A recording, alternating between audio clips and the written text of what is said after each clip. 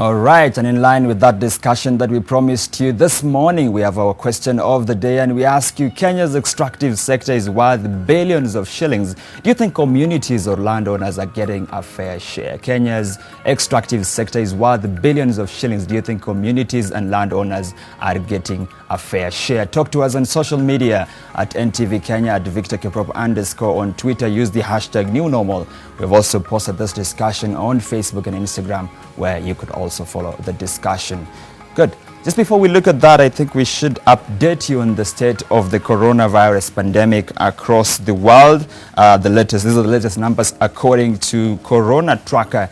115 million people, 405 people have so far been confirmed with the virus. That is globally. 91 million people, 466,931 of them have recovered. And unfortunately, of course, 2,571,756 have lost their lives to COVID-19 across the world.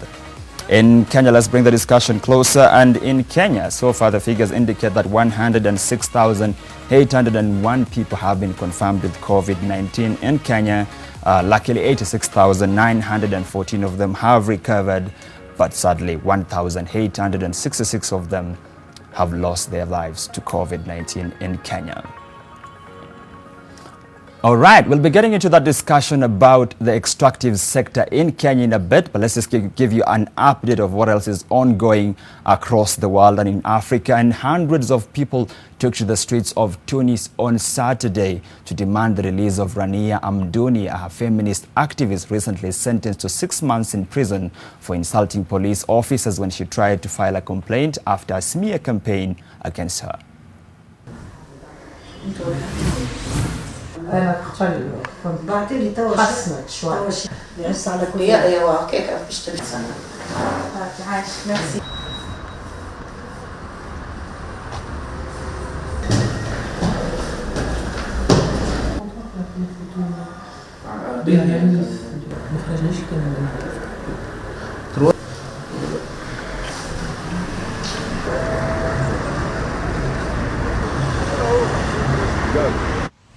And to West Africa now, Senegalese opposition leader Ousmane Sonko was freed from detention on Monday after his arrest provoked days of deadly clashes in the West African state. 5 people, including a schoolboy, have been killed in the clashes sparked by the arrest of Sonko and dozens of his supporters in what has become the worst violence in years in the country, usually seen as a beacon of stability in West Africa. Sonko, who has been charged with rape, came third in 2019's presidential election, and his popularity with Senegal's young people has fueled speculation that he could be the future leader.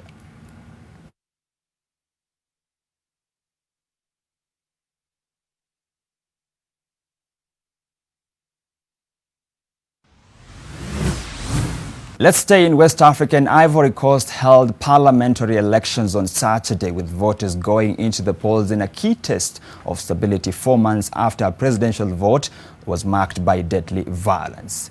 Abidjan Mayor Sylvestre Emu, an opposition candidate, said that the 3 people had been stabbed and injured in the economic capital on what was otherwise a calm day of voting. Grappling with deep political crisis, President Alassane Ouattara had offered an olive branch to his former rival Laurent Gbagbo, whose party lifted a decade-long boycott of elections.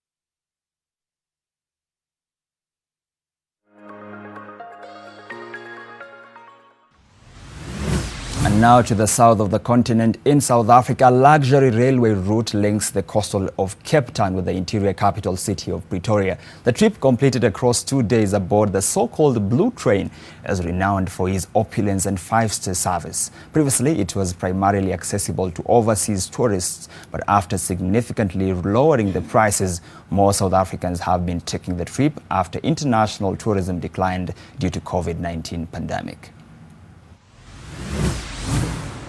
A lot of people had it on their bucket list, but for the general public of South Africa, it was beyond their scope. And now that we had COVID and the borders were closed, we've made it accessible to the general public for South Africa. And the locals have grabbed it with pleasure. They've really taken to it, and we've had a great response. We have a business in Cape Town, and we like traveling down there or back to Pretoria where we actually live. And then when we get to Cape Town, we are totally relaxed, because this is what the train does to you. You relax, you enjoy good food, good wine, good company. You've seen it 1,000 times, but I will never get tired of the view. It is when the morning is broken. This year I do the Cape Town Pretoria. Next year I do the Pretoria Cape Town. You know, just to spice my life.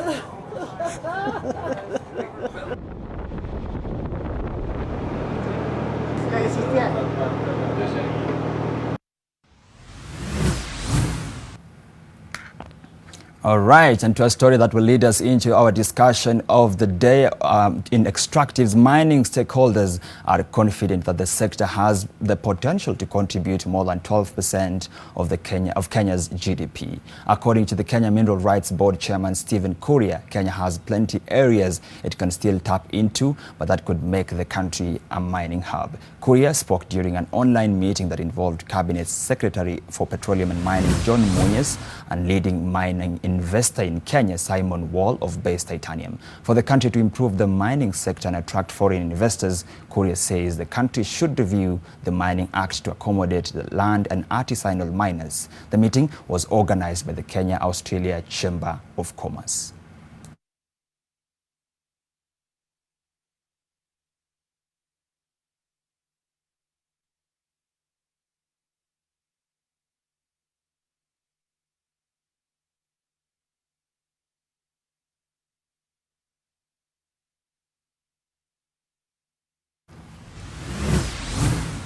All right, one more story about mining, and Kenya has the potential to boost the mining sector if more focus is given to good governance and policy.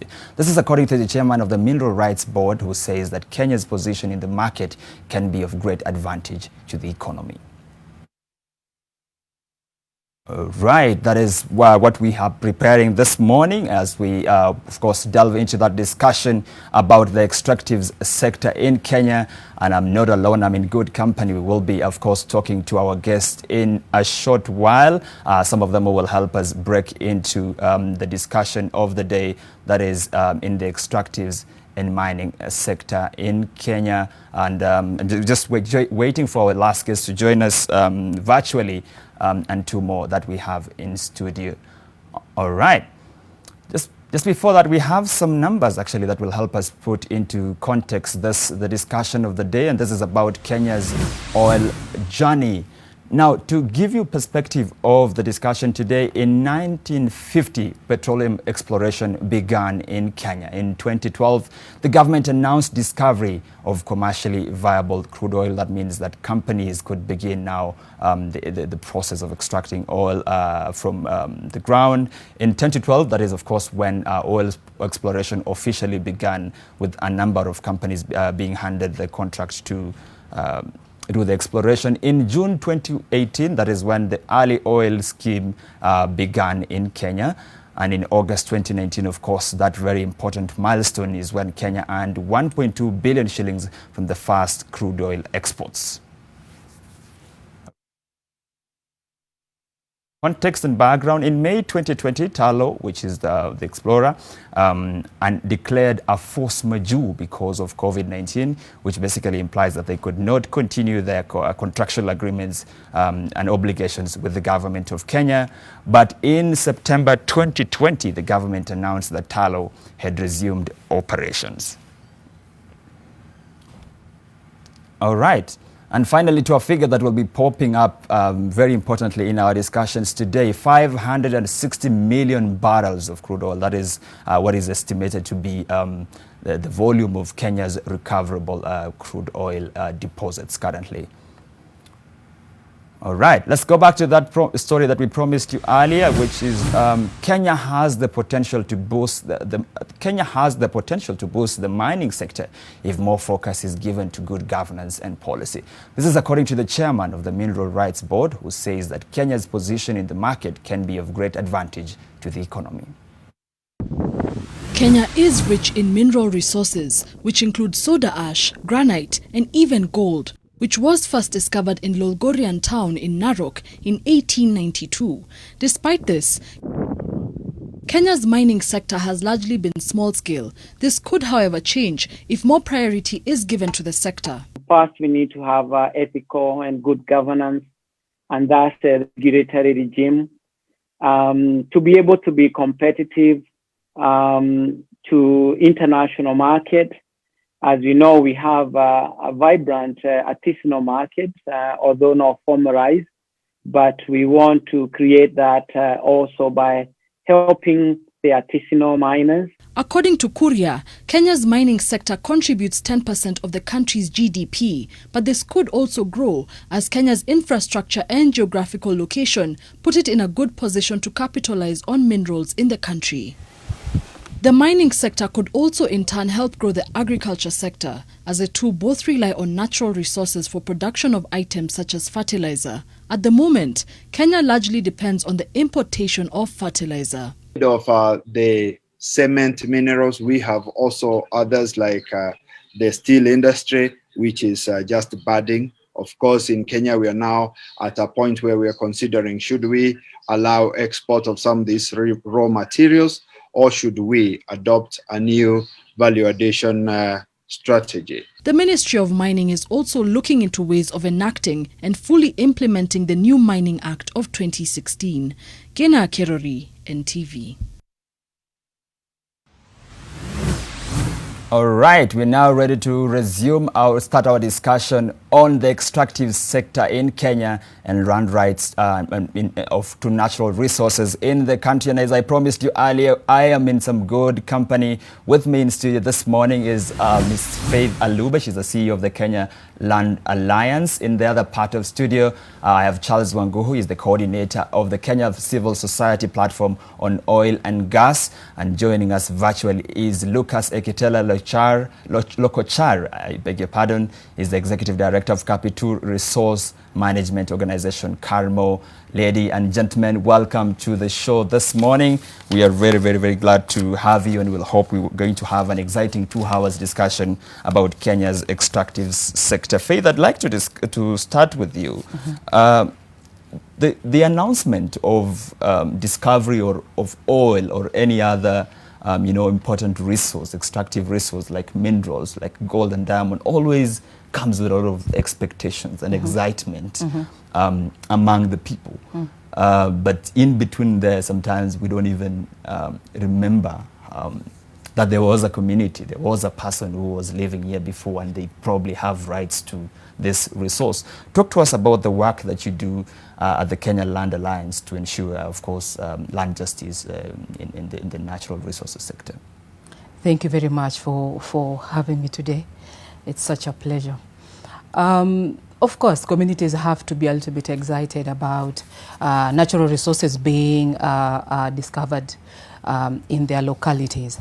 At the Kenya Land Alliance, what we do in order to educate communities about the natural resources or the extractives that are discovered in their localities include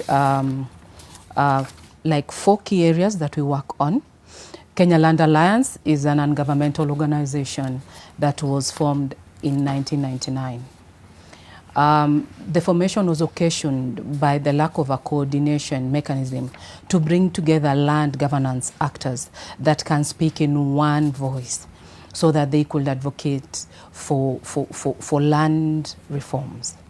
So since 1999, the Kenya Land Alliance and indeed the land sector and state actors have been able to have some achievements like the adoption of the Land Policy 2009 and the Chapter 5 of our Constitution and some enabling laws like the Land Act 2012, like 6-7 enabling laws.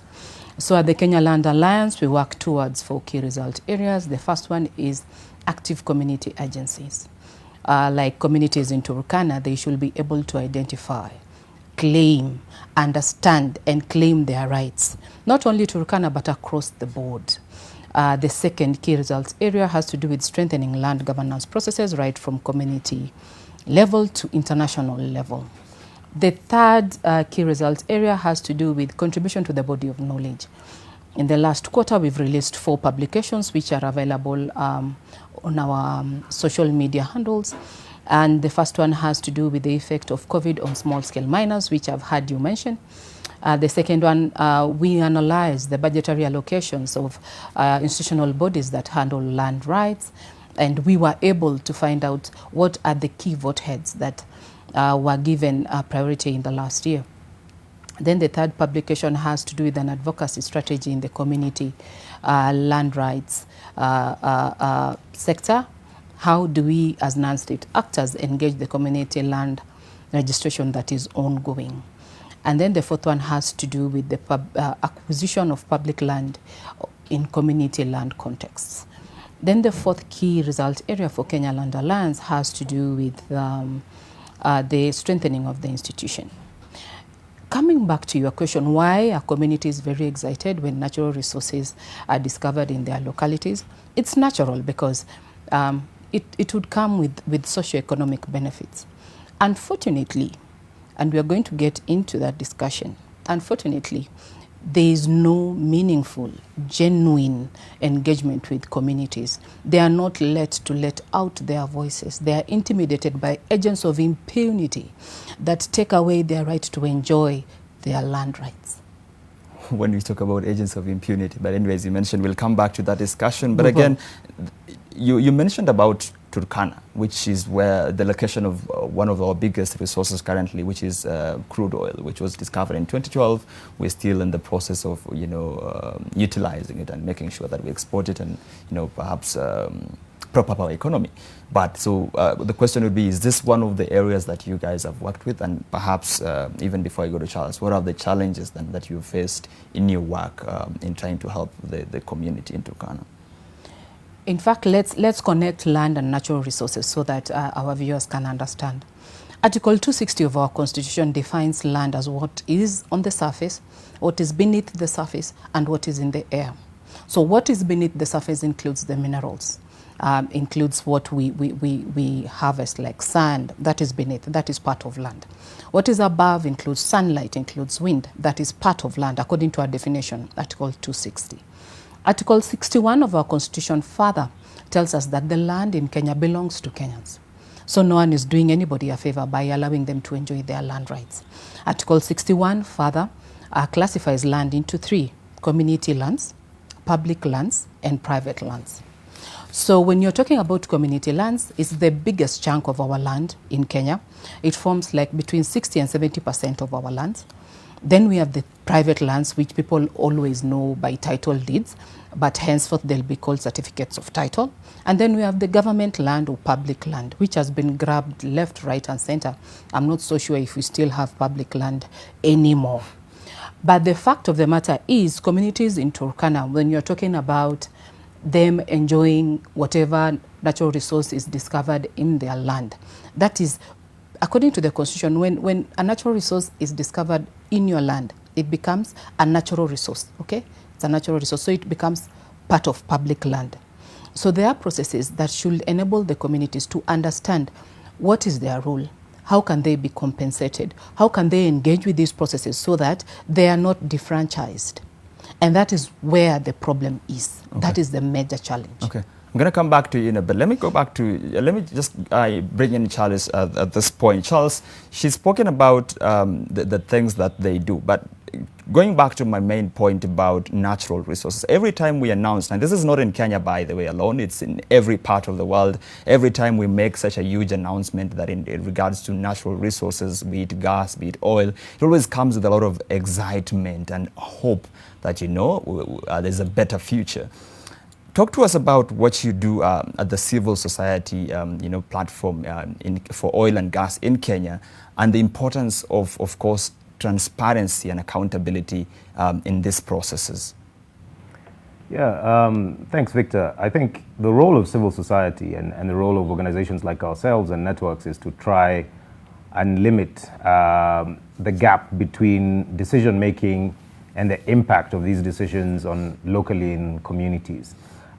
So what we find increasingly is that a lot of the decision making is largely in Nairobi with the national officials. So in terms of licensing of new companies, in terms of decisions, for example, even, and I think you spoke about it earlier, in terms of revenue sharing when revenue finally comes. All of these are national decision making, but the impacts are actually felt on the ground where the activity is happening.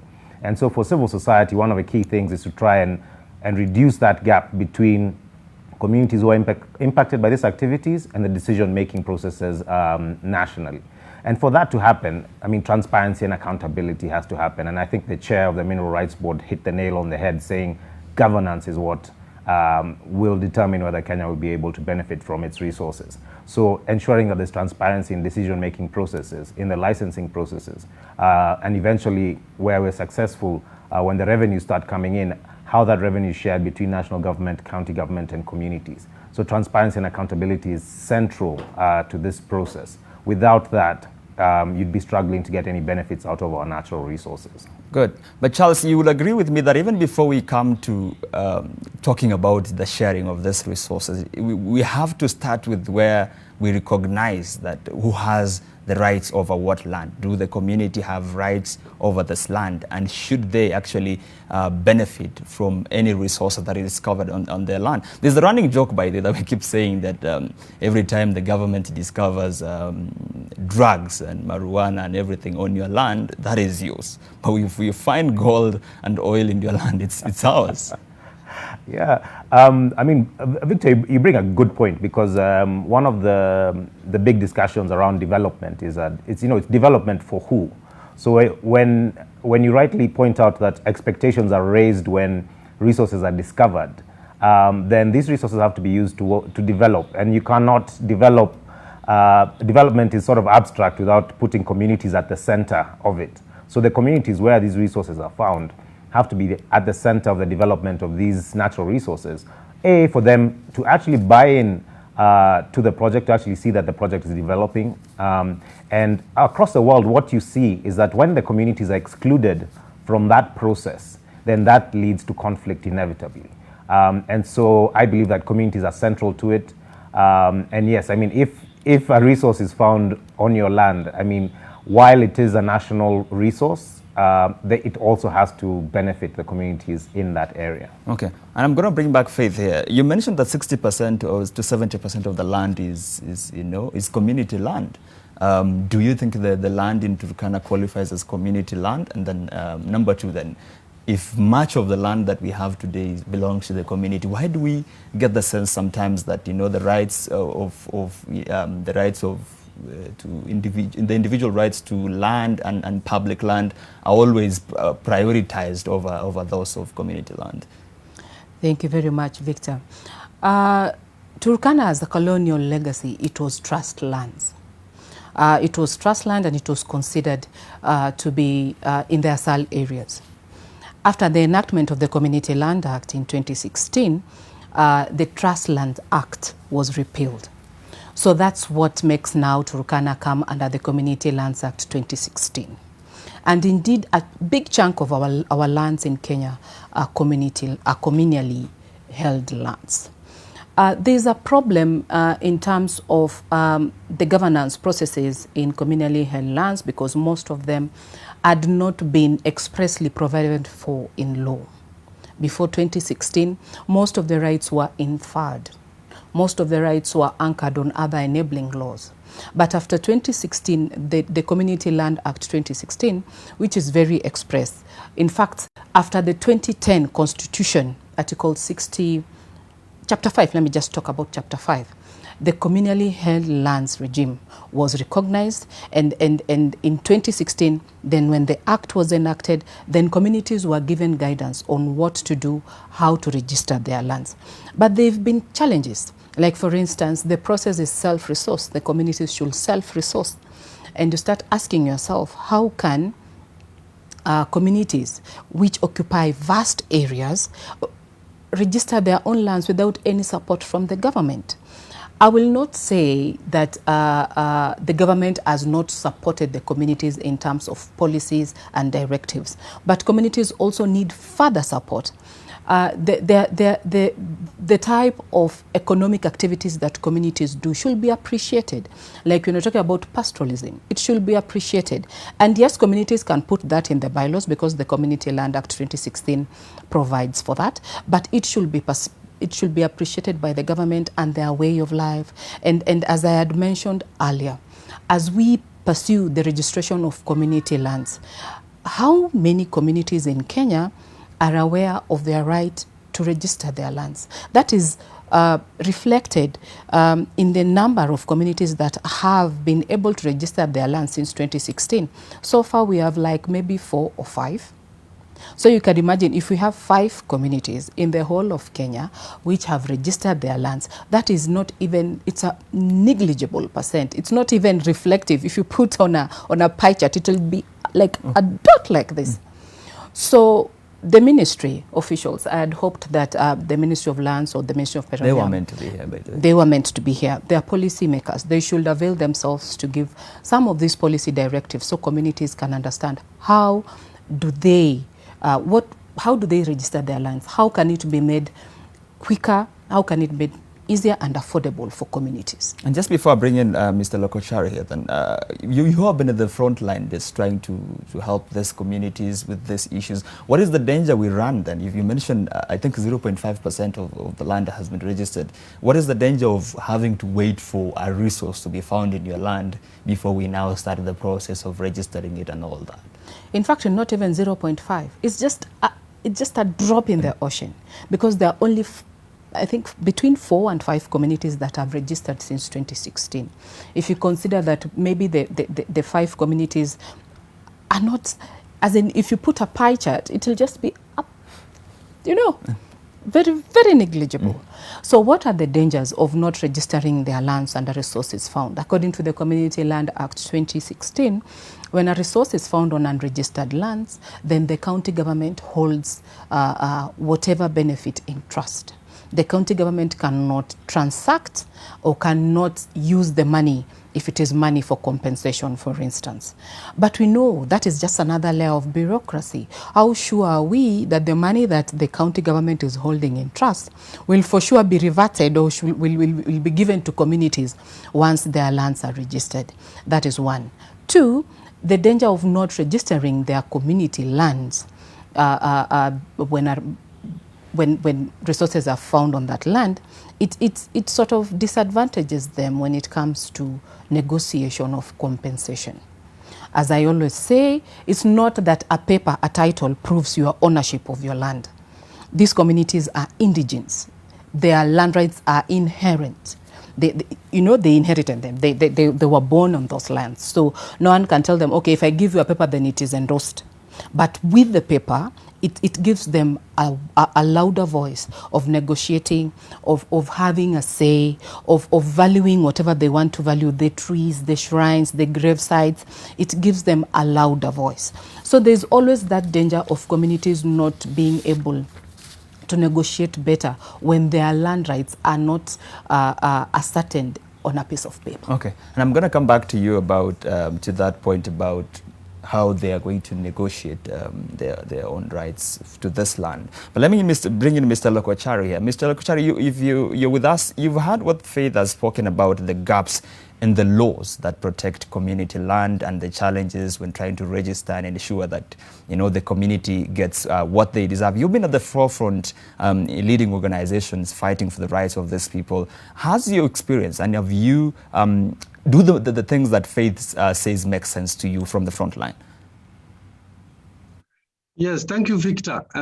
What Faith says is really making a lot of sense on the ground. But what's the evidence that what Faith is saying as the evidence on the ground?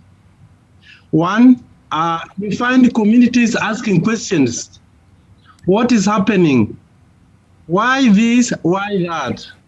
And you know, from 2012, communities have had clashes with the government concerning issues and concerns that they felt they were not answered properly.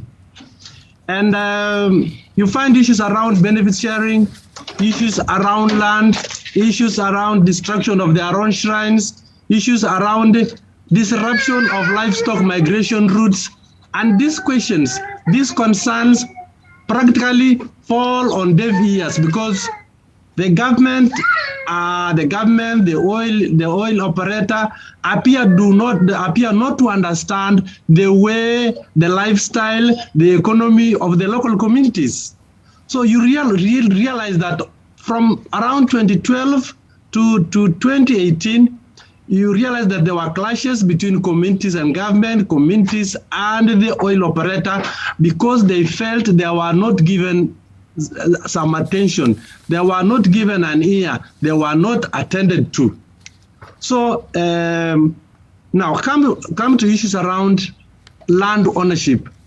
To us, the entire land in Turkana is owned by all Turkanas. And that shift appears to be changing because government has now interest in getting some land for oil exploration, for example. And you find that areas around the oil wells were culturally grazing sites. There were water points. There were social places. And you find today all those areas have been demarcated for an economic activity called oil. And you know, the coming of oil brought excitements. I think you said that earlier. It brought excitements, and in such a marginal community, then manna had reached home. But this manna from 2012 to 2021 appeared not to have arrived because business opportunities. I'm just from organizing International Women's Day yesterday in Lokichar. And, you know, and the theme was tools to challenge. And you find that women were complaining that between 2012 and 2021, only one Turkana lady was hired as a CLO. That is a community liaison officer. And business opportunities, the light vehicle scheme, I mean, very little went to the community themselves. Of course. Let me interrupt you on that point, Mr. Lokochar. And we have laws in this country that should protect local content, involvement of local communities in this, in every project that we undertake. Do you think this have been complied with by the extractive companies? They are taking advantage of the ignorance of the local communities. They would wish as much as possible that the communities are not enlightened on these regulations. They wish the community understand very little around Community Land Act. They would wish the communities to understand very little around Land Value Index Act. They would wish communities to know very little about land sharing arrangements, so that the communities give them easy time to continue reaping, to continue harvesting at the expense of the local communities. Okay. And every time communities even ask them, they stop them on the streets, they stop them on the road and say, what is happening? What's our share? What's our take here? And you know, they take that as a violence. They take that as disruption of the operations, and they don't treat that as a concern from the community that needs to be addressed. Thank you, Kiprop. Okay, Faith, let me come back to you. You've spoken about the challenges, about why their concerns are not being addressed. Do you get the sense then that sometimes, the rights of extractive companies are given more preference to the rights of these communities?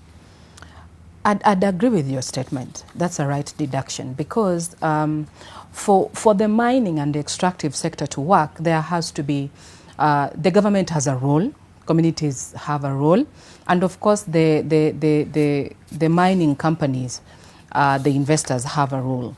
And when we are talking about communities not being able to understand the mining operations or the extractive operations, as Lucas has spoken about, I think there are a number of issues that prevent the communities from engaging effectively. Number one is the limited information that trickles down to the communities. They rarely understand how, like let's talk a case, the Turkana case, for instance. The concession between the government and the companies, they're called production sharing agreements.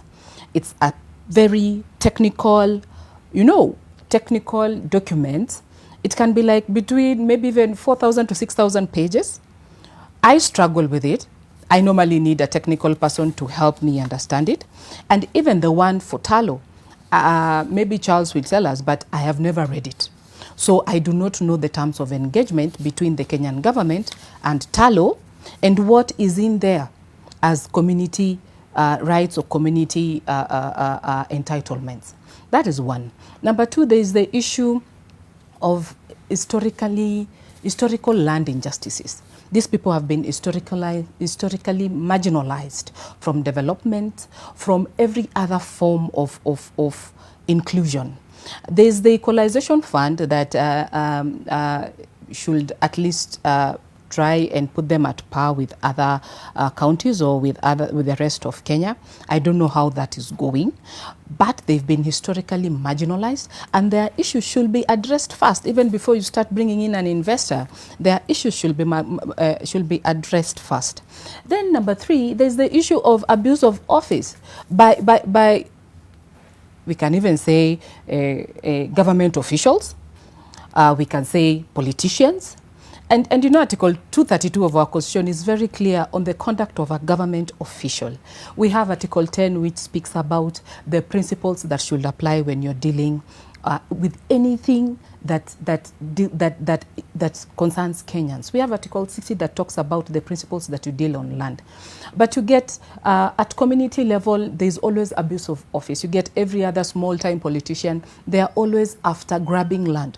They are always after, we normally say land is the sense of identity, land is the intergenerational gift. So land is a projection of power and influence. So whoever gets into a position of power, they always seek to amass and hoard. That's why some of us have so much, while others are still landless, while others do not even understand how to claim their land rights. And lastly, there's the issue of partnership and coalitions. You get that all of us work in silos, so we cannot link the struggles. At times, we duplicate, especially CSOs, we duplicate. That's resources that could have stretched so far so that communities are more educated, are used in the same locality, which should then disadvantage the communities, because communities in a certain area become more informed than in the far areas where they need it more. Okay. So there are challenges that communities are facing, and we are hoping that the government will be able to address them. Okay. You spoke about the way these contracts are shrouded in secrecy, but even before we come back to how the benefits are shared, do we even know where we are? Charles, do we even know where we are with this oil journey? Yeah, I mean, that is indeed one of the challenges. I mean, we do know, and I think you had a clear timeline of, we had the early oil scheme that ended in 2019, which only resulted in one shipment. The initial plan was to actually have more than one shipment at the time. But again, that was not commercially viable, right? The commercially viable way to utilize our resources is to build a pipeline from Lokicha to Lamu, and that's when you can actually say that there'll be revenue coming in. So again, the launch, for example, of the early oil scheme helps even confuse the country at large. So if you ask a lot of people, every time the price of fuel goes up, they ask, but we have oil in Turkana. Why does the prices keep keep challenged? And so even that understanding between what it is to have crude oil and it's being exported and refined into now petroleum products that are used in cars, there's sort of that big gap in understanding within the population of what that means. Now, going back to the contracts, I mean, the fact that the contracts are not disclosed means that we're not aware of the key timelines. So one of the things that your timeline showed was that government announced in September last year that Tullow was given a further 15 months.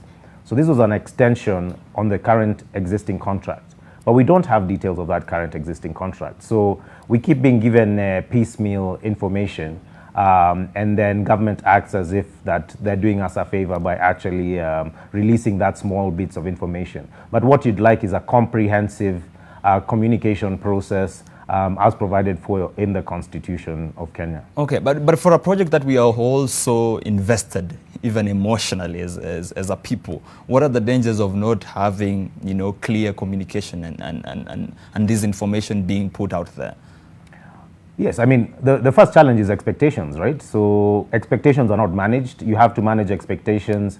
When communities see trucks leaving Turkana, they assume that that revenues are actually coming in. So when you're running a scheme like the early oil pilot scheme that is not commercial, if you do not communicate correctly that actually this is not commercial, this is just a pilot where we're trying to see testing the markets, for example, with our oil, that what you're likely to see is heightened expectations on the ground, which is what happened once early oil scheme was launched, which led to a closure of the project actually because of social unrest around the project.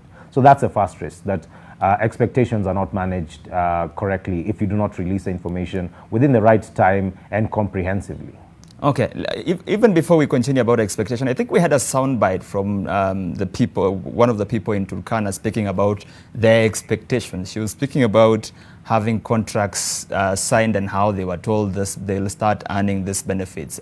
If we have that bite, maybe you can play it. Issue ya Tullow kwa sisi, kuna makaratasi walileta vijiji wakatuambia sisi tu sign, alafu in fusion that Tullow anatupatia si pesa, kila mwezi tunaenda kupata pesa, lakini tangu tujasiwe makaratasi hadi saa 5 years down the line hawajaileta pesa, na saa ni kama wameenda na bado hiyo pesa bado hajapata. Charles, you heard what she just said. What's your reaction to the same issue about expectations? So that clip is something that we see very commonly when we actually go to the ground. But there's this expectation that I remember a lady in Lokicha saying, she's waiting for her sort of ATM card, which will be loaded with X amount of money each and every month for her. And so again, this is just a lack of clear information on the ground on what to expect out of these resources. And that's why you find that, and I think my colleague from Lokicha also mentioned it very well, that they're expecting manna from heaven, and the manna doesn't seem to quite reach the ground. It's sort of, they feel like there's a gap where it's not reaching. So again, you need to manage expectations around what is the exact process of extraction. So like I mentioned, we have to create a pipeline. That is the only way to commercialize the resources. That might take a long period of time. So currently we're looking at maybe another 3 years before we actually export our oil, if at all. Because again, the price of crude oil has collapsed internationally. It's only recovering at the moment. So getting financing to develop a pipeline to again now, and then the timeline of the construction of the pipeline from Lokicha to Lamu, which is over 800 kilometers. It's going to take a long time. And so explaining to communities that timeline is something that's lacking at the moment, so that people think that, we'll start extracting tomorrow. And that's just not realistic. And then you find unrealistic expectations around that. Oh. And then if the price continues being low, then the amount that goes to the communities and to the counties is much lower as well. And so having this, going back to the governance issue, that you'll find in some instances what is released to Turkana County as part of devolution is likely to be higher than what it might receive from oil. You know, it helps manage those expectations so that people also start focusing on the money that's going as part of devolution and not thinking that oil is the only avenue for them to actually be brought out of poverty. And so governance remains central in that conversation. Okay. Let me bring in Mr. Lokochare here. The expectations were very, very, very high, but it's been, I think, since 2012, it should be 9 years now of waiting. Are the expectations still high or the hope is dying down? We went the other week to one community called Lomokamar, and the question was, when are we receiving our benefits? And then I was in a difficult position. I told the elder soon, perhaps Talo is going to resume operations. But the elder said, if Talo comes today, he will tell Talo that the rabbit escaped. And it's unfortunate that you have come back. And if you have come back, there's a whole list of those expectations. They have been written on the wall as sticks, you know. And that means communities still remember what Talo, for example, promised them. The women in Lomokamar, the youth in Karoge, the business women in Nakukulas, they remember them vividly. So the moment oil operations resume, it will be like, let us take stock of the promises that you had made. Let us stick. Which ones have you completed? Which ones haven't you completed? So back to the question was on information sharing. It's difficult to get information concerning the oil operations. You remember last year in August, I think, the county government of Turkana wrote a letter to the national government to this, yes, complaining that they had been put in the dark. They were not aware of what was happening. If another level of government is complaining of lack of information, what do you expect from the local communities? Currently, all we know that Talo is returning anytime. But what's happening on the ground? A joint venture partner called Africa Oil appears to have some small project in quotes around Lomokamar. What is dubbed as collecting all waste and putting in one holding site. But questions arise. Which step is this? What is the overall operations going forward? It's difficult to have those questions answered. And even this particular activity around the waste management, has there been some EIA done? Is the NEMA certificate available? Even with the small operations like that, it still generates thousands and thousands of unanswered questions. And this is the feeling we have every day on the ground. These are the questions communities ask because everybody appears to be in the dark. But there is some little hope because we have government officials. We have a SIPO, Critical Infrastructure Protection Unit, who are constantly closer to the community, sharing with the communities the little information they have, because they too do not have the complete picture of what is happening. Okay. So everybody's in the dark. Currently, we are crossing our fingers, waiting for what is going to happen next. We cannot determine what is going to happen next tomorrow. And if you are in that state, you can imagine the level of anxiety, the level of uncertainties, the fears associated with it. And based on the last experience, the communities expect more exploitation, more exclusion, more destruction of the environment, more destruction of their livelihoods, and the social disruption of an entire livelihood of this community. This is what's on the ground currently, Kiprop. All right. Thank you. Just before we go for a break, Faith, briefly, the issue about the environment is often forgotten about, by the way. And we always talk about these other issues, but no one actually remembers there's an actual impact of these activities on the environment. There's so much impact on the activities. on the environment. Like, for instance, I know for sure that the harvesting of oil has as poisonous cuttings as a byproduct of the whole operations. It will be interesting for Talo to tell us where the poisonous cuttings were stored, and wherever they are stored, will they hurt the communities? Because we do not want a repeat of Chalbi Desert scenario. And when you're talking about expectations, as I finish, the issue of communities expecting, that we will be a community that, there's oil in our localities, has led to speculation of land, thus commodification of land that was, owned by Turkanas right now is being commodified, so that each unit has the cost of land has skyrocketed. The issue of local content, the one that Lucas talked about, employment, we do not even have a local content act, so we do not have a law that will guide us. We have a local content policy, but we do not have an act. So in essence, there is elite capture.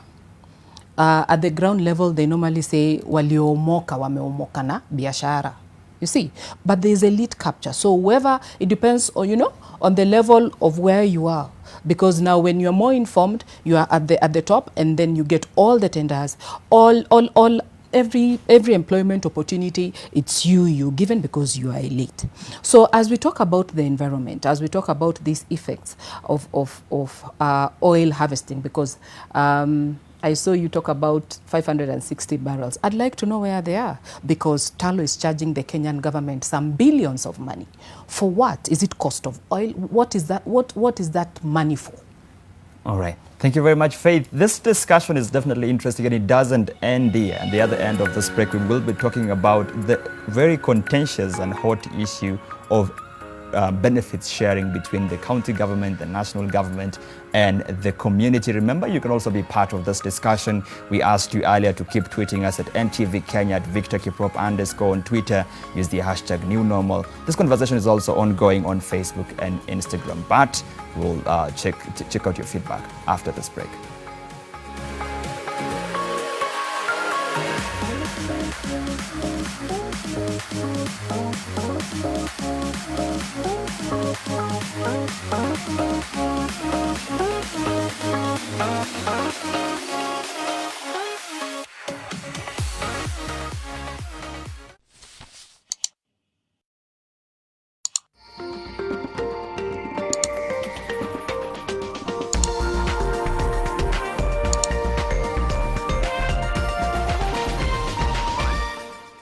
After a year full of uncertainty, Kenya's leaders of tomorrow will soon sit for their KCPE and KCSE national exams. Join the Daily Nation team in wishing our candidates success in the Faulu na Daily Nation campaign. Log on to success.nation.co.ke from your phone and send the candidates details and a heartfelt personalized message for only 299 Kenya shillings, or include a photo of the candidate for only 999 Kenya shillings. The messages of hope will be published in the Daily Nation Junior Sport magazine every Monday and My Network magazine every Friday for the duration of the campaign. Campaign runs from 5th March till 15th April 2021. Tusimame na watoto wa Kenya na Daily Nation. Crazy is we got arrested while performing. Oh, yes. Hey. Whilst performing. Hey. Elon Musk.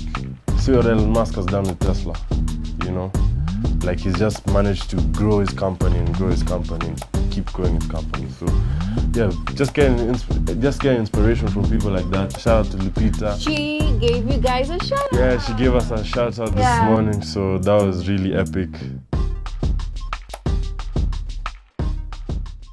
Kweli imeshuka bei, smartphone ya nguvu. 4G screen kubwa ya kuwatch game ni 3,999 pekee. Ni ukweli. Pata smartphone ya nguvu kwa bei nafuu kutoka kwa duka la Safaricom au dila leo. Safaricom, for you. New year comes with new year deals. Renew your corporate subscription and get a bonus. Subscribe to Nation e-paper for 3 months and get 1 week absolutely free. 6 months and get 2 weeks absolutely free. 1 year and get 3 weeks absolutely free. To sign up, visit epaper.nationmedia.com or email subscription@ke.nationmedia.com. Offer valid till 28th February 2021.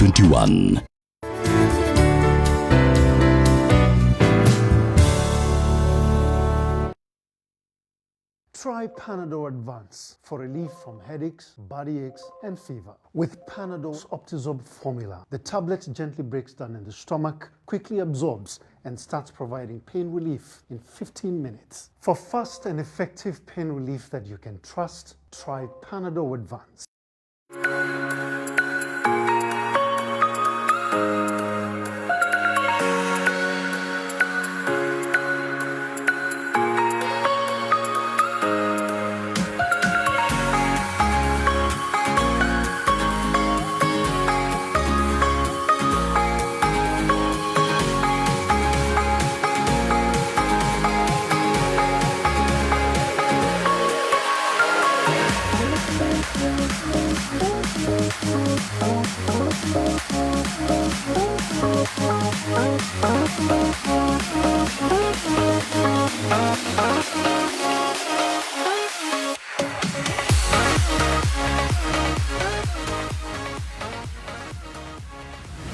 Thank you for staying with Your World on NTV Kenya. This morning we continue our discussion on land rights and the extractive sector in Kenya. Our special focus is on petroleum and oil and gas rather. And as I promised you earlier, we have a very interesting panel with us this morning. With me in studio, of course, Ms. Faith Alube. She's the CEO of the Kenya Land Alliance. Charles Wanguhu is on the other side of studio. He is the coordinator of the Kenya Civil Society Platform on Oil and Gas. And joining us on Zoom is Mr. Lucas Ekitela Lokochar.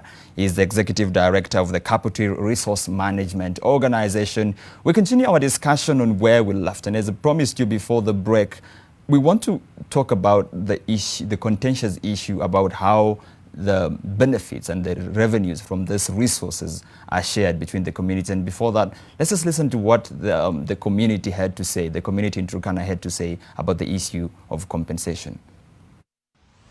Tullow came and did early oil piloting scheme, EOPS, which actually gave the prospects of oil, and we knew the quantities of oil that we have on the ground. And what was done by the government of Kenya by taking samples of oil to the outside market actually only gave the hope that oil is fit for sale. But as it is right now, we wish to report to Kenyans, both in Turkana and the rest of the counties, that we haven't received any share of revenue from the export of oil because we are not yet there. When Tullow Company finished the bit of exploration, it actually had to retreat for whichever reasons. And so since then, the members of the public, especially those of us who live in Turkana, have been in pandemonium, in great confusion, because we are not sufficed with information first on why Tullow has retreated, and number two, on whether or not the subsequent stages of oil exploration will be fulfilled. Right, that is Mr. Echom Simon from Turkana, just giving his views with regards to how the community feels about the ongoing oil exploration in Turkana. Remember, our lines are open, by the way. You can call in and give us your feedback. We remember on our question of the day, we asked you, Kenya's extractive sector is worth billions of shillings. Do you think communities or landowners are getting a fair share? You can engage us on social media. The hashtag is New Normal on Twitter, at NTV Kenya, at Victor Kiprop _.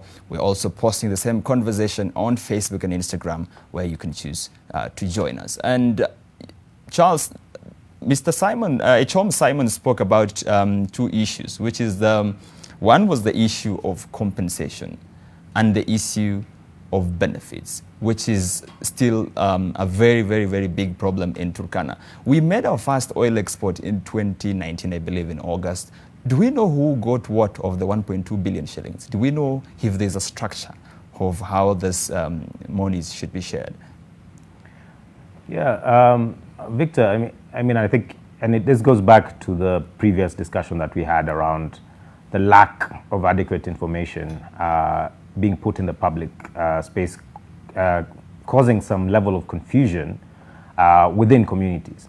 So in 2016, we released a report showing that the early oil pilot scheme would likely lose money as long as the volume that was being exported had not reached a certain threshold. And so that threshold wasn't met.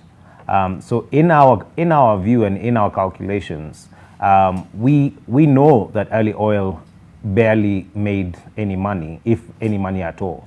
But we can't know that until government actually comes out and shows where all the allocation was. I mean, it was 1.2 billion shillings that was received from that first sale.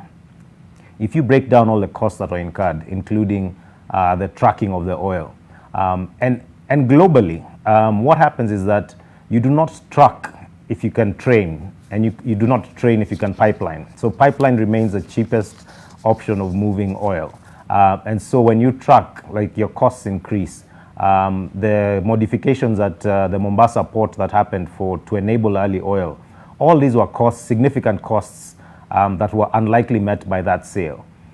So now you have communities who have heightened expectations that they're expected to receive some revenue. And then you incurred costs that is not clear the amount of cost that was done. We actually felt that it was actually cost us more to export that oil than we actually got from it. And so we have this confusion between the expectations on the ground that because the oil left, that money should be coming back, and the reality that it's a possibility that there's no money that was actually made within that sale. And so government needs to come out clearly and say, this is how much was spent, and this was what was received from that. And that would include the release of the contract, of the early oil contract between Tullow Oil, Africa Oil, Total, and the government. Okay. Let me come back to Faith. And the issue that Charles raises is the issue of disclosure of information, by the way, which the government could argue that they sign NDAs with these extractive companies. But there's also, how do we balance the right for need for information for the people of Turkana versus the need, versus the needs of these extractive companies which sign NDAs with the government? That's a very good question, Victor, because there's always that issue that comes up each time we talk about disseminating concessions or contracts, or in the case of Turkana, the production sharing agreement, because there's always the argument that a contract is a private document, and there's that need for disclosure and public participation. So there has to be a balance. But you see, this concession or this contract affects so many lives. So as we balance confidentiality or privacy of the contract with the interest of the community, it's important for the government to know that this information does not should not just be the preserve of the few who take advantage of that information to enrich themselves at the expense of communities. That is wrong. And then when you're talking about benefits, according to the Constitution, compensation should be prompt. It should be prompt. It is not something that the community should haggle over with the government or with the investor. The concession has a provision on how and when the phases of the investment or the phases of the production or the project, So when a project affects, let's say, a community, we should have clear reports that talks about, in our technical terms, we call that PAP reports, project affected persons. These are the ones affected by this project because we are using this piece of land to prospect for oil, or to prospect or to try and find out if the extractive beneath is commercially viable. Then once they find out that the extraction or whatever natural resource is commercially viable, they come up with the RAP report, the resettlement action plan, whereby, okay, now you've been affected, now it seems you need to move, or we need to move you somewhere else, because this place, we want to use it for harvesting or extracting some form of natural resource. So you see, these two reports are very important because they profile the impacted communities. I'd also like to bring up the issue of, there's a law that was passed last year, the Land Value Index Act of 2019. That law is unconstitutional because it denies communities prompt compensation. It gives a window of 1 year that the government can take 1 year to facilitate compensation for communities. So there are issues that rise. What about if you're evicted from your matrimonial home? Where are you going to be living for 1 year by the time the government is trying to organize compensation for you? That is one. That act also introduces a tribunal. And it stipulates that you cannot go to court before you go to this tribunal. So in effect, it's affecting Section 40 of our Constitution, whereby someone has a right to enjoy their own property in whatever area in Kenya. Because you see, if I deny you to go to court, first you have to go to a tribunal, and a court cannot stop an ongoing project before you go to a tribunal, then that's denying communities the right to access justice. That law is just unconstitutional. So when you're talking about benefits and compensation, just to add on what Charles said, we do not even have a policy architecture of disbursing royalties back to communities. We do not have that. So when we have these formulas that you hear that the county or the government should have 75%, then the county should have, 20%, then communities 5%, and that's why communities in Turkana thought they're going to be given an ATM. We do not have that policy architecture. We do not understand how do royalties get back to communities. How can we calculate this 5%? Based on what? The case for Turkana is even worse because we do not even understand the reserve that we have. We do not have the technical capacity to know the reserve that we have. It is this much. So out of this much, this is the cost of oil. We depend on Talo to declare that this is the cost of oil. Then once they declare, then from the profit, they also declare the profit. Then from that profit, we start calculating. But how do we ensure that there's a policy architecture that then the communities will be able to expect royalties from governments? We are used to the tokenistic approach of CSR, which is not wrong, but it's tokenistic. It's subject to other variables. Okay, but staying with the issue of benefits, then you would argue that every time you speak to government officials, they tell you, come on, there's a road that we've built an hospital, we've done this and that. I mean, the explorer, or the company during the exploration has done this and that, and that qualifies as benefits to the people. How do we separate CSR from the rights of the people to getting what is due to them? That's why it's important to have a policy document that just stipulates what the benefits are. These are the benefits of this community. We will have a number of scholarships. We will have this, so that it's a policy document. We can refer, we can demand for accountability against this policy document. But when you have a CSR engagement, it's tokenistic, it's subject to the goodwill and good whims of someone seated in an office somewhere. We know how that goes. When they declare losses in a subsidiary, let's say in another country, where are you going to get the CSR?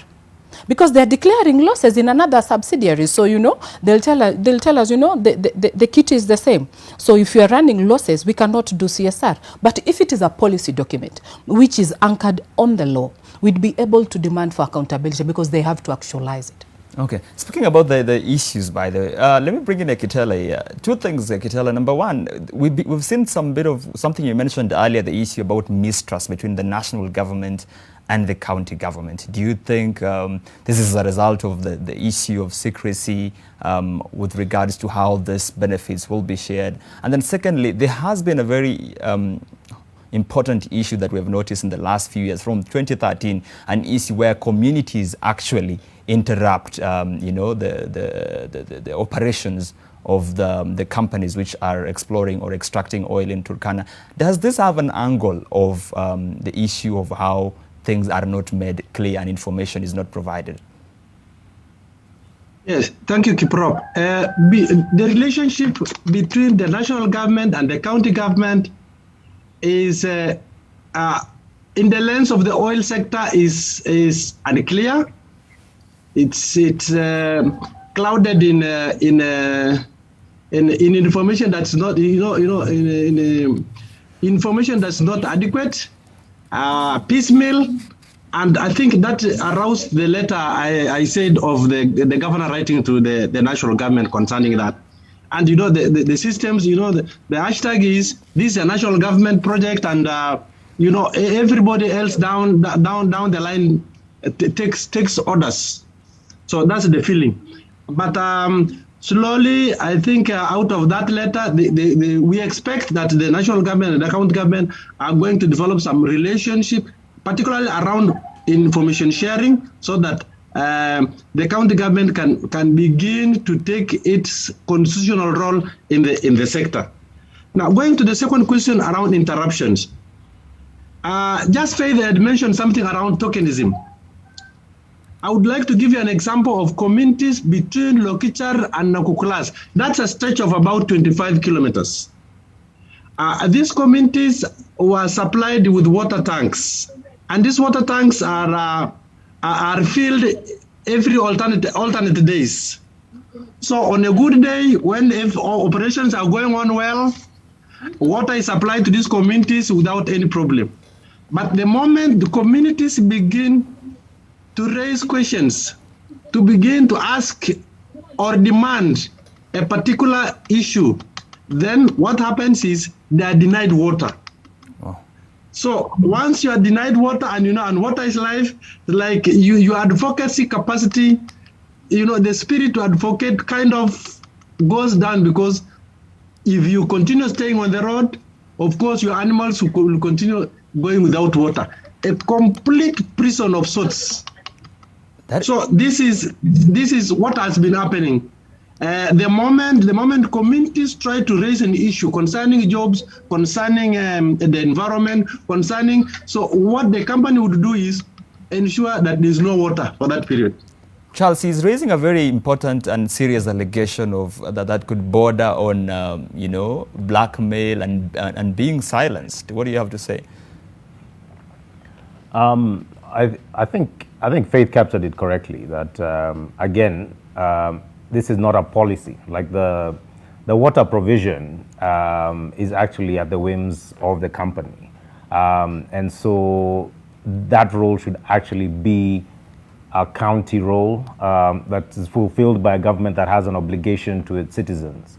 The companies will, and they've done this even at the beginning of the early oil scheme, that once there was unrest within the community, they stopped the delivery, and so that's just the issue, that it's not service delivery as sort of CSR just does not work, and it needs to be it's a government obligation to provide water to its citizens. Let me get to hear what Lama Dennis has to say on the law versus compensation from Turkana. You get alienated from your land and no mutual benefit you get. And when you get something, we have things like land rate value. People don't give land benefit. When we have a land, we have many things coming out of land, like stones, we have grass, we have trees. That are mutual benefit human beings get out of the land we use. But for Talo, unless you have constructed anything bigger, that's when you'll get any benefit. And I think that policies should be backdated to suit common mwananchi. We have no any laws protecting our oil, protecting our common mwananchi. Any law protecting Wanjiko here in Turkana. Maybe we have it in a paperwork, but practically we have no such laws. All right, Charles, I have to come back to you. Definitely these issues of, disputes between the community and the national government, the national government versus the county government, is a pointer to about one thing, I think, in my opinion, the issue of how communities are involved from the onset, from when we announced that we have oil, in our soil in 2012. What do you have to say? Yeah, I mean, I think there's a fractured relationship there between government and the citizens.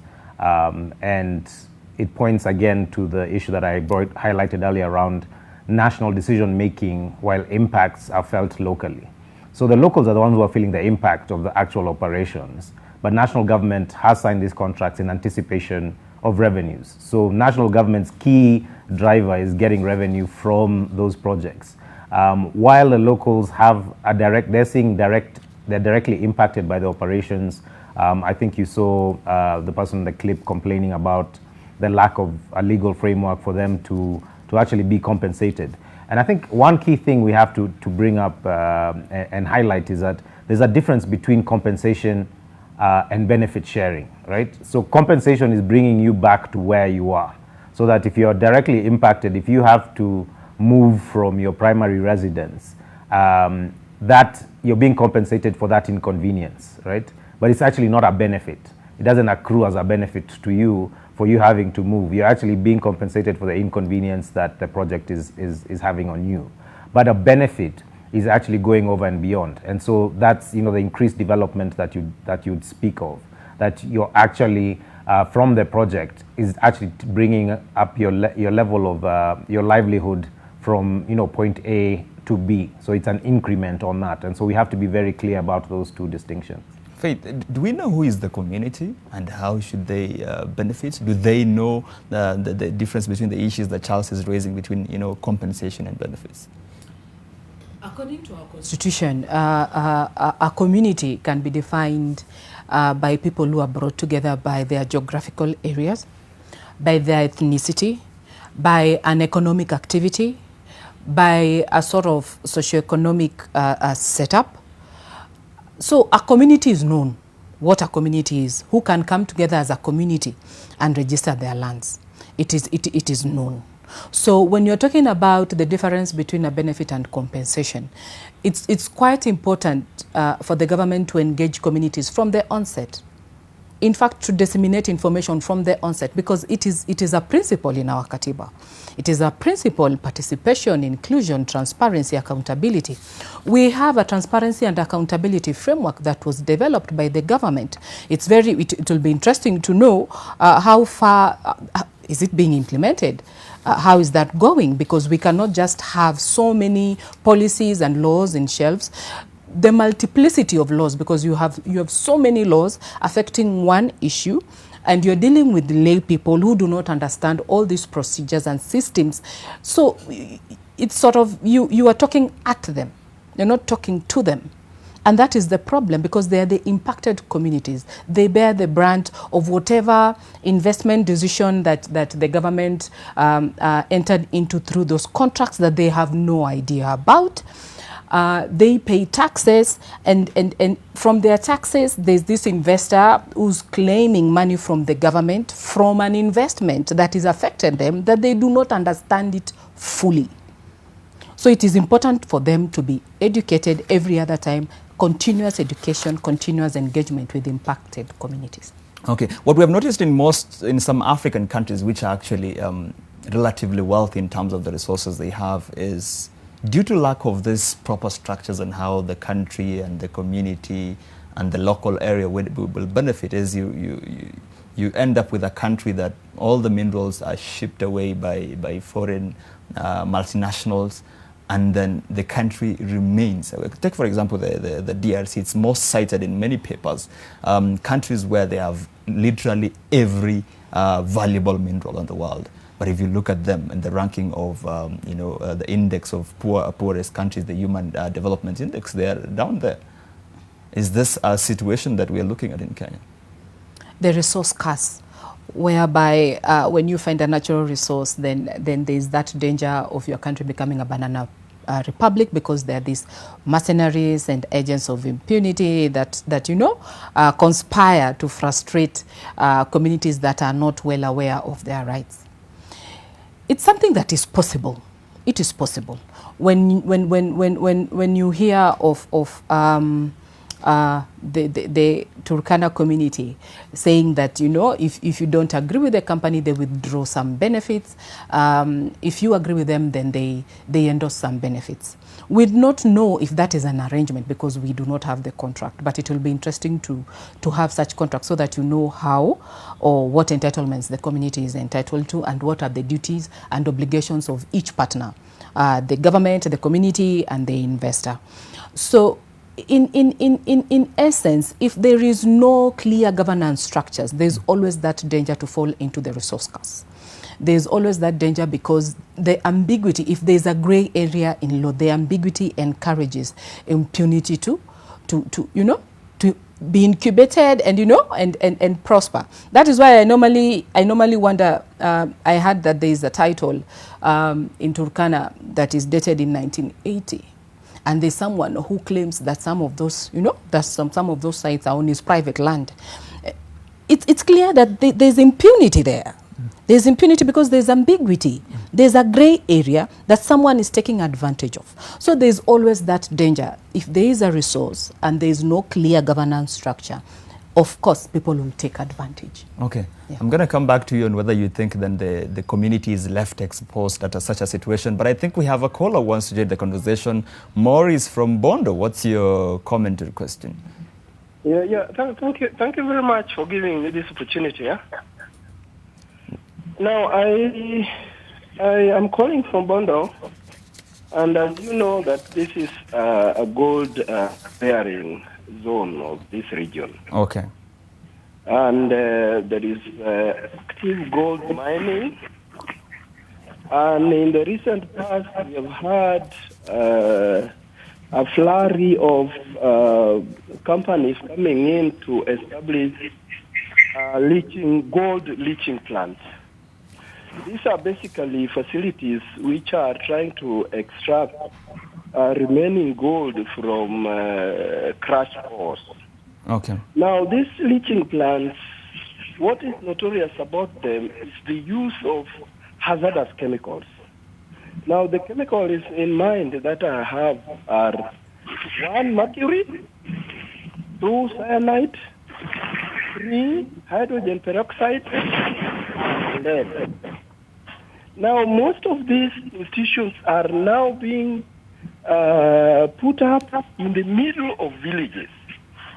I'm coming from South Sakwa location where we have numerous of them now, about 10 in number, even more than 10.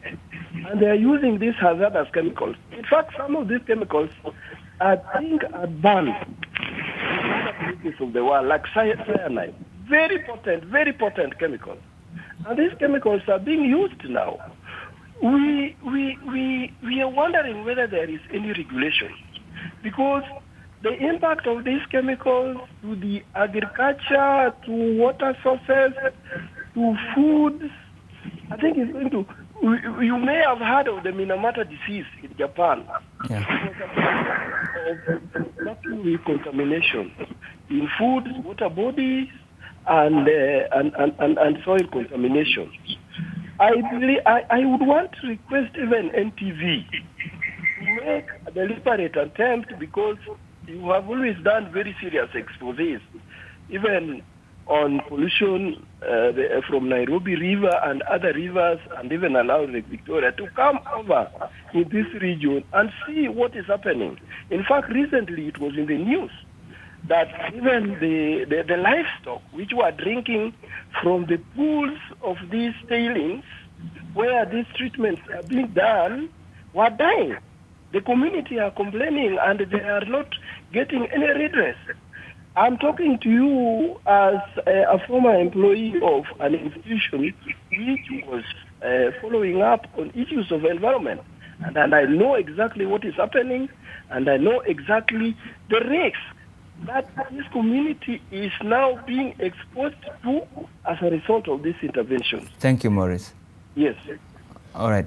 definitely, we will, of course, follow up with the issue that he raises in our subsequent bulletins. But he raises a very important question on the environment that we mentioned earlier and how often it's just overlooked.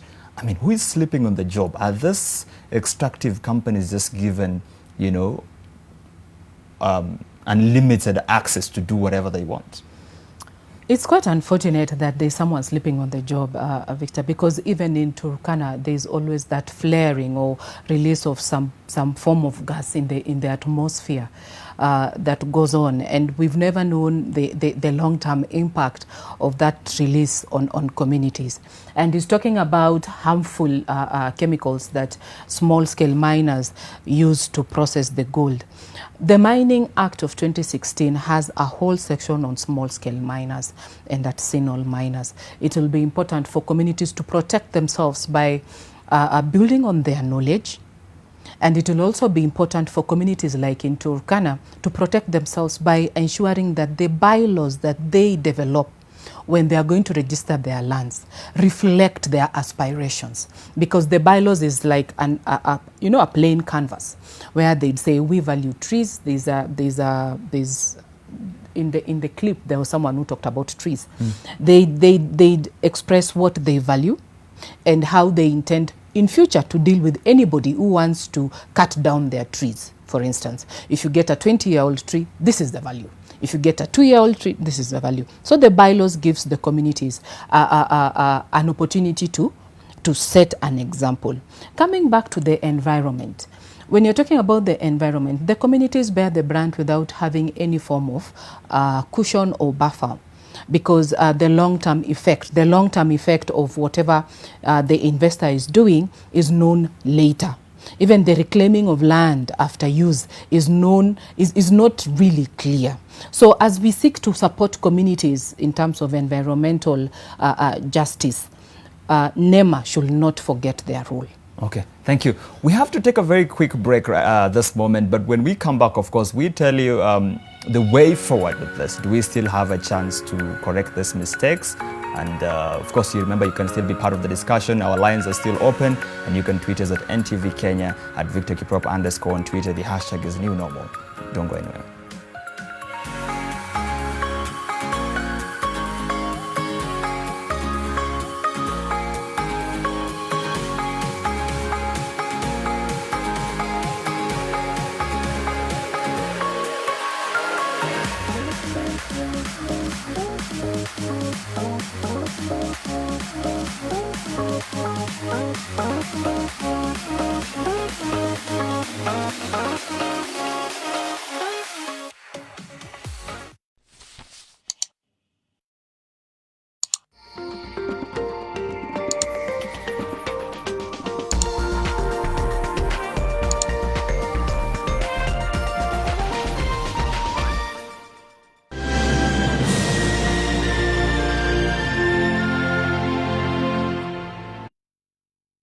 Family is working together today. It is creating opportunities for a lifetime of happiness. The future is bright because you can always bank on family. Family Bank, with you for life. We keep running faster and faster. I don't know what we're after yet. You must be being alone, and I got you on my mind. You're always on my mind. You're always on my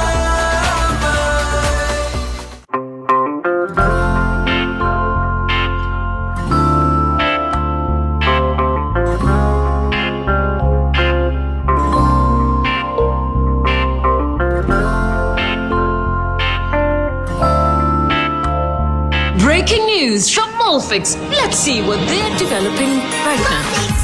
Pants is just mommy. It really feels very comfy. Molfix pants with anatomic fit technology.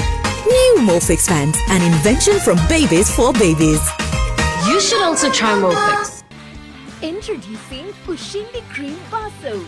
Ushindi Cream Bar Soap with Oxy Bright removes stains effortlessly and brightens colors. Available in 1 kilogram and 800 gram bars and 175 gram tablets. Also available in all your favorite variants.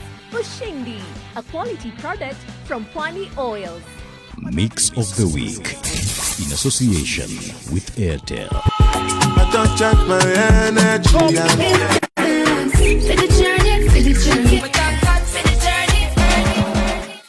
Bossy, bossy.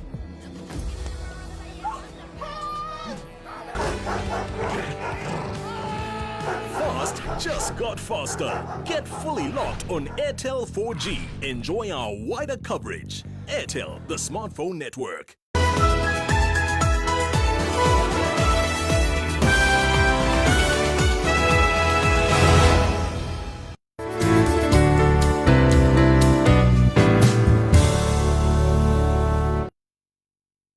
Try Panadol Advance for relief from headaches, body aches, and fever. With Panadol's Optizorb formula, the tablet gently breaks down in the stomach, quickly absorbs, and starts providing pain relief in 15 minutes. For fast and effective pain relief that you can trust, try Panadol Advance.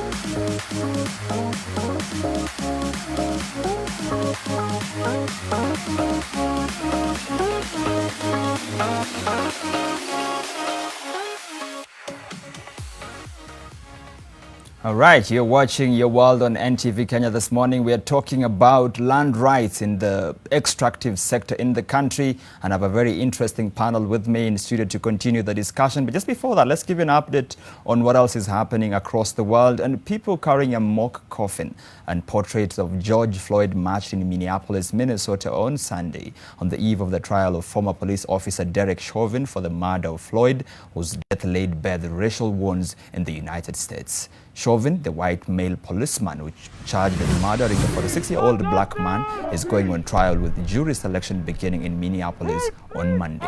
Derek Chauvin was filmed with his knee on Floyd's neck for nearly 9 minutes as the handcuffed man struggled to breathe, sparkling a wave of Black Lives Matter protests against police brutality and racial injustice across the United States and in capitals across the world.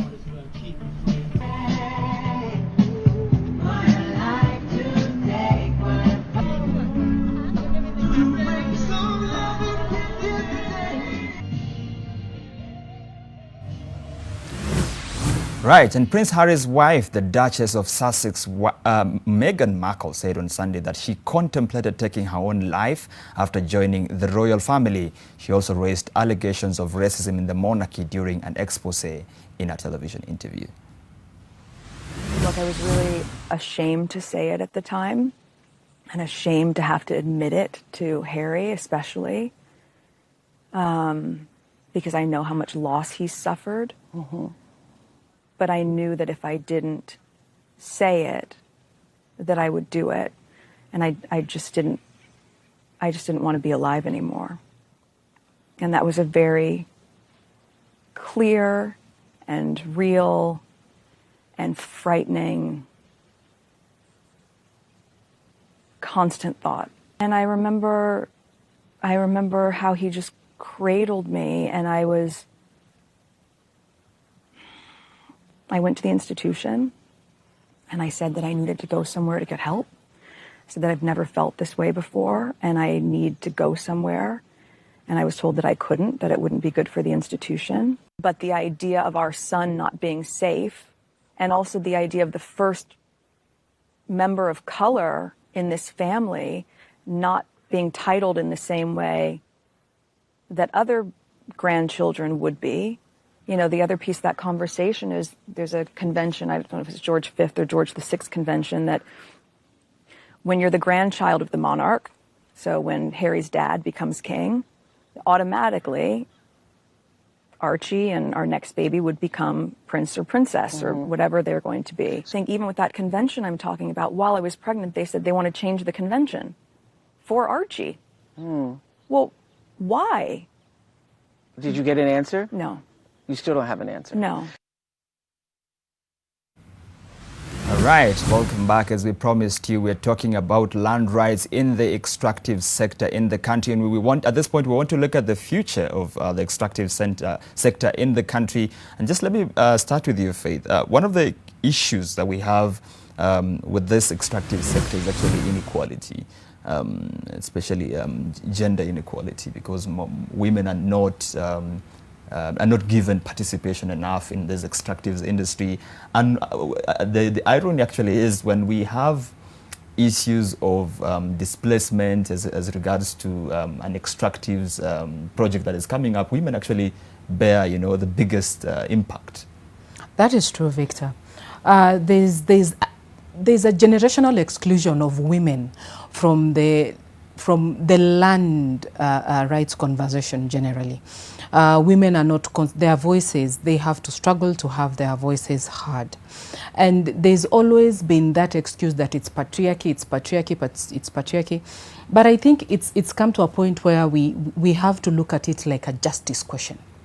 When, women form almost 50% of the population, I think it's come a time where we have to look at if 50% of our population can be marginalized and discriminated against, then where is justice? It is a justice question, so that it is handled like a legal question, so that these beautiful pieces of legislation that we have should be able to work for women. Their utility should be seen in the way women are treated in compensation processes, in the way women are treated in decision-making processes in any natural resource committee, because women are given the soft roles, like you will be a secretary because you have a good handwriting. So in the long run they end up rubber stamping what someone else has done. Women should be treated equally even in those spaces, so that justice is seen to be done. Okay, but clearly there's a problem with how we handle this extractive sector, and even as we head to the close of the conversation, where did we actually start in dropping the ball? And do we still have a chance to correct some of these issues? Because this sector is still nascent in many ways.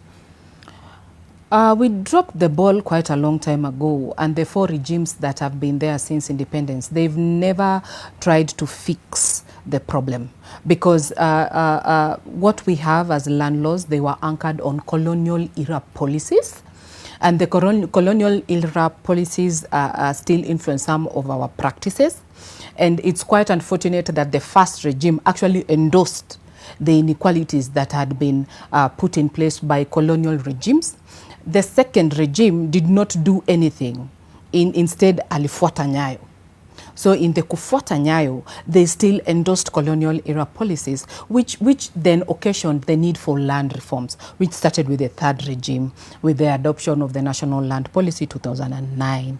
And then 2010, the Constitution was enacted, and subsequent laws. So we started dropping the ball when we endorsed colonial era legacies. It's quite unfortunate that even the current regime, is not even going out of its way to correct some of the injustices that communities have been facing like forever. Instead, we know some of them, when they get an opportunity to grab land, they don't waste it. From the small politician to the one at the top, when they get an opportunity to take away land from lay people, from marginalized communities, they don't waste it. Okay. So how do we put in corrective measures? Because clearly we are going to find new minerals tomorrow. We'll discover more oil tomorrow. We'll discover new gas tomorrow. How do we correct the mistakes of the past? So I'd suggest like 4 or 5 ways. The first one is community has to protect itself by playing their oversight role. In order to play their oversight role effectively, they have to arm themselves with enough knowledge. In their own language, at their own levels, in their own spaces. They should be able to articulate what is of value to them as communities, and this is the irreducible minimum. Number two, the issue of dissemination of information policy directives from the government should be very clear so that there is a top-bottom way of communities understanding this is what is in it for us and this is how we engage with this process. Ambiguity in policies leads to communities imagining and over-expectation, leads to investor abusing the powers that they have and they become small gods at community level. And also government officials seek that opportunity to enhance corruption or to perpetuate corruption. Number three, inclusion of both genders in development projects, both women and men, so that it's not a male agenda and it's not a women agenda, so that there's that equality, so that each project as it goes on, there's a holistic approach to development. Number four, there is the need of enforcement of the law. Because if the law is not enforced, then people get away with so much impunity, then others rise up and ask themselves, if Faith got away with this, why should I stick to the law? Why should I, you get that it's normally said a chicken thief will be sentenced to 7 years in prison, while someone who's stolen billions will be walking free. Like the COVID millionaires, they are working free while they disadvantaged Kenyans.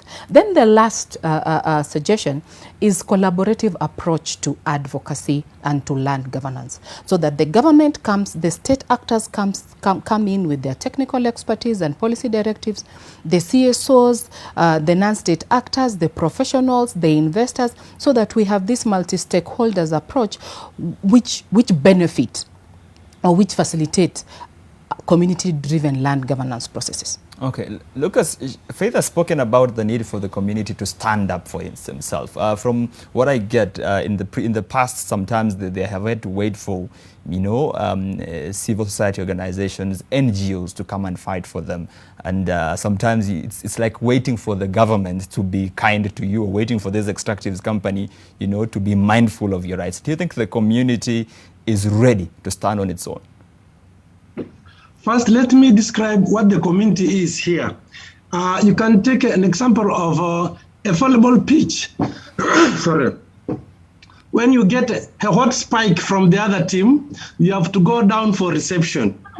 So I would describe that communities on this end are going for reception. And the approach we would like to use dialogue, because there in the past, we kind of communities used resistance and violence. It's sometimes that led to disruptions and of operations. We would like to use the dialogue approach to see how we can influence legislations. We want to use the dialogue approach to question the leadership, to question the way operations are. We want to use dialogue to bring together the local organizations, grassroots women groups, grassroots business communities, so that we can have one voice within the provisions of the law to stand for our rights.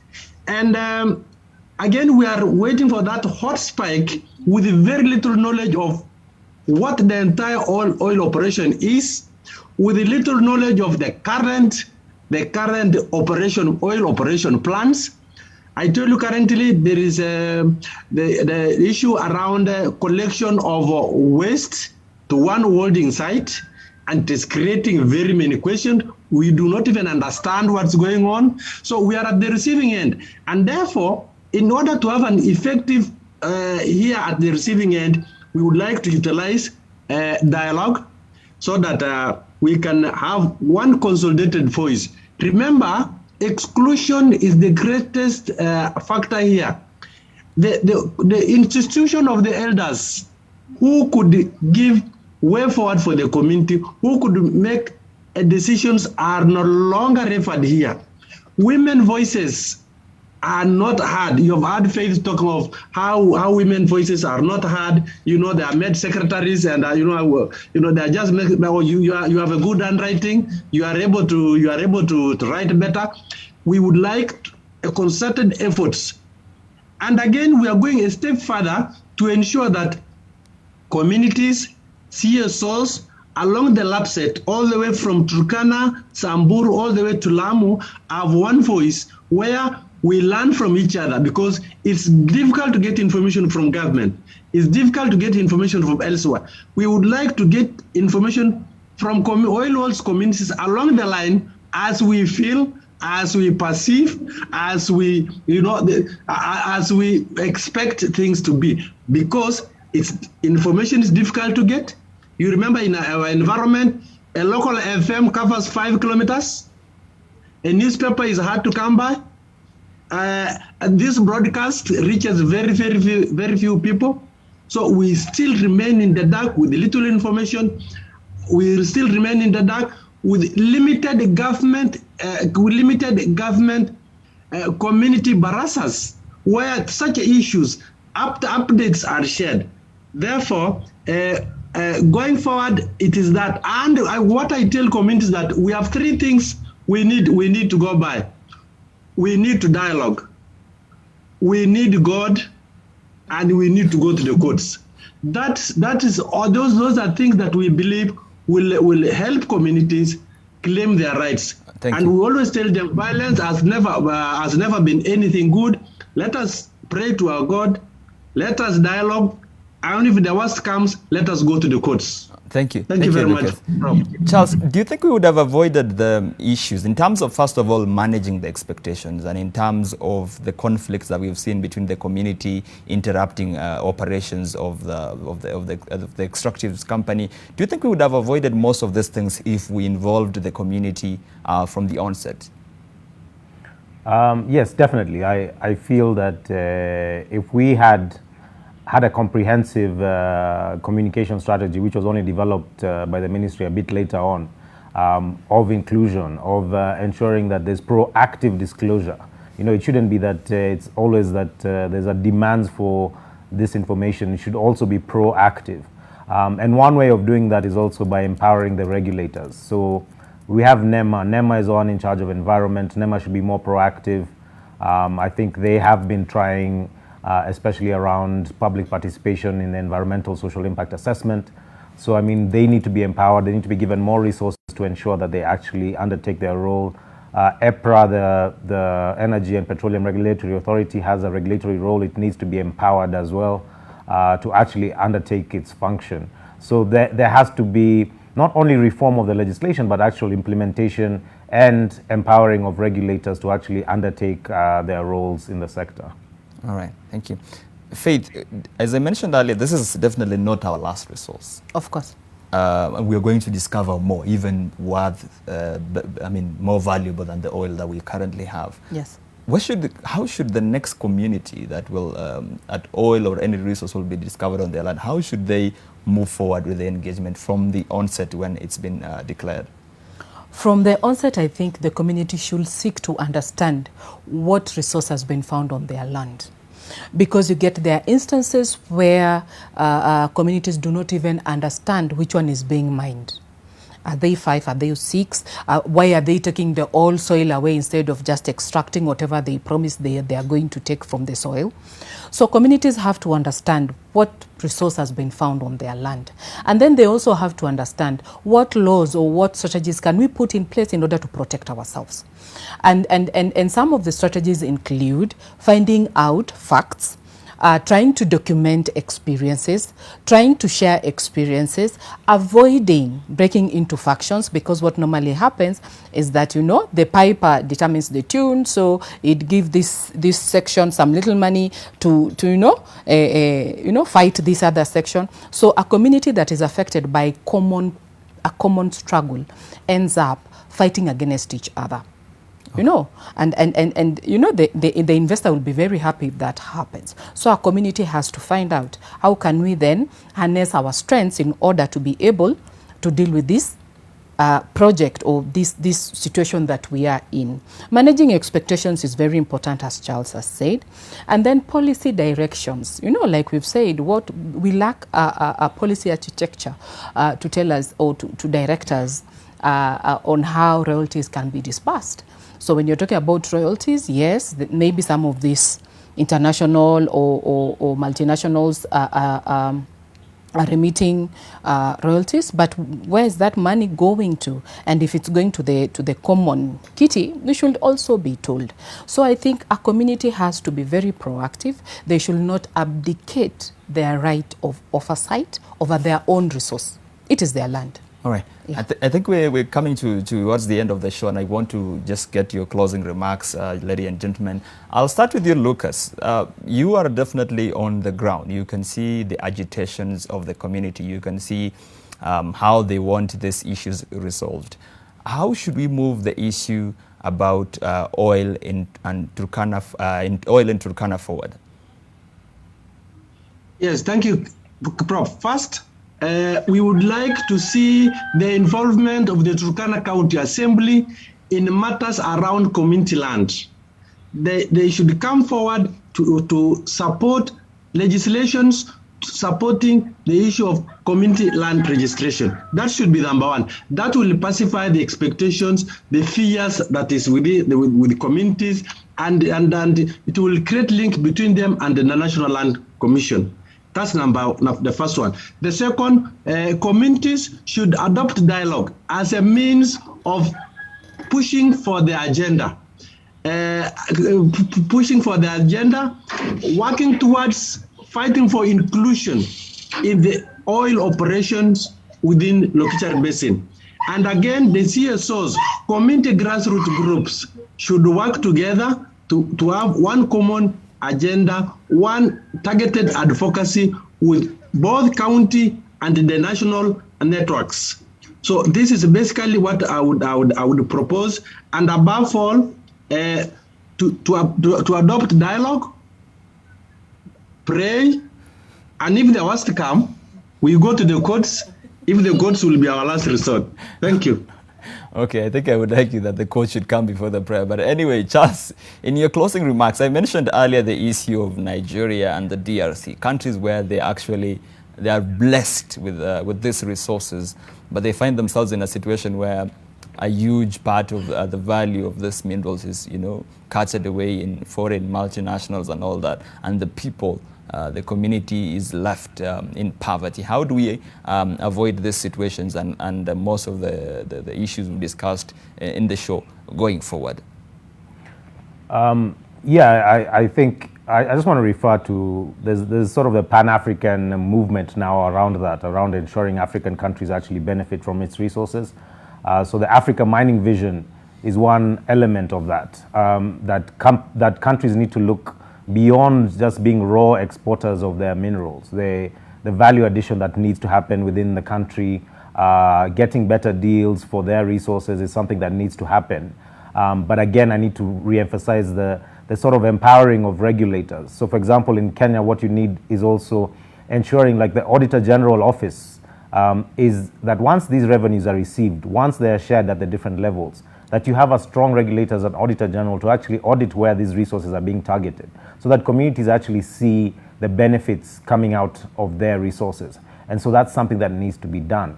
But also international initiatives like the EITI. Kenya needs to join EITI. We're the only country in the region. Ethiopia is a member, Uganda is a member, Tanzania is a member of the EITI, the Extractive Industry Transparency Initiative. We need to be part of those initiatives where we are also learning from our peers within the region and ensuring that we have a strong accountability framework to ensure that we are actually benefiting from our resources. Okay. All right. Faith, in your closing remarks, land justice. How do we ensure land justice moving forward in Kenya's extractive sector for every other project that we will be undertaking? I'd say that knowledge is power. That adage has never gone out of fashion. Knowledge is power. Communities should not be intimidated by power barons at community level. The elite who want to benefit at the detriment of community, thus differentiating them. Communities should be able to assert their rights in their own language, in their own spaces, and articulate what they find of value to them. And they should not shy away from asserting their rights. That said, I'd also like to just challenge the government to be more interactive, to disseminate information in a language that the community can understand. As we pursue land justice, it cannot be only one arm like non-state actors doing it. It has to be state and non-state actors working together. Okay, maybe perhaps from the side of the government, do you think there are lessons they should have learned from how they handled the issue of the Turkana oil, and how perhaps they should handle differently other projects that we undertake in the future? Of course. And at times I normally have a feeling like communities are always set up to fail by design from the onset, because the government has a responsibility to protect its citizens. That's our constitution, that's the social contract.